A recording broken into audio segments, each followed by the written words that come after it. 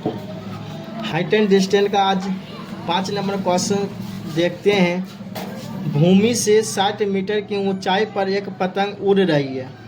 यानी भूमि से बताया गया 60 मीटर की ऊंचाई पर एक पतंग उड़ रही है।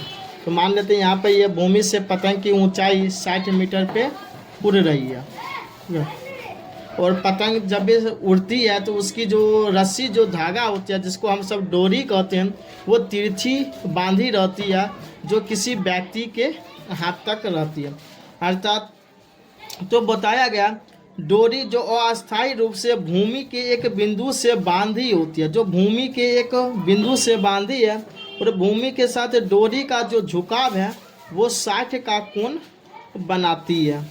60 का कोण बनाती है। यह मानकर कि डोरी में कोई ढील नहीं है, तो डोरी की लंबाई क्या होगा, यानी इस डोरी की लंबाई हमें निकालना है। तो यहाँ पर मान लेते हैं ABC। तो यहाँ पतंग की जो ऊंचाई है AB है, और इस डोरी के जो लंबाई जो निकालना है वो मान लिए हैं X मीटर। तो बनाते हैं त्रिभुज ABC से। तो माना कि डोरी की लंबाई X मीटर,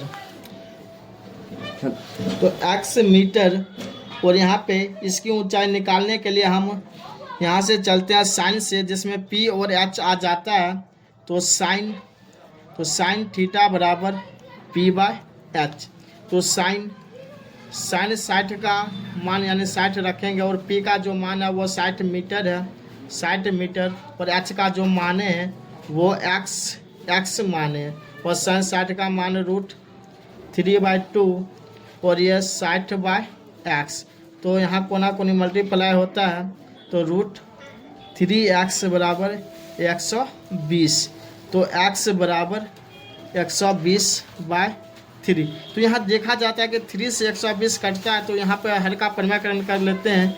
120/√3 गुना √3/√3, जो 120√3/3, और यहाँ से ये कट गया तो 40√3। यानी पतंग की जो लंबाई, पतंग की डोर की जो लंबाई निकला वो 40√3 मीटर आंसर।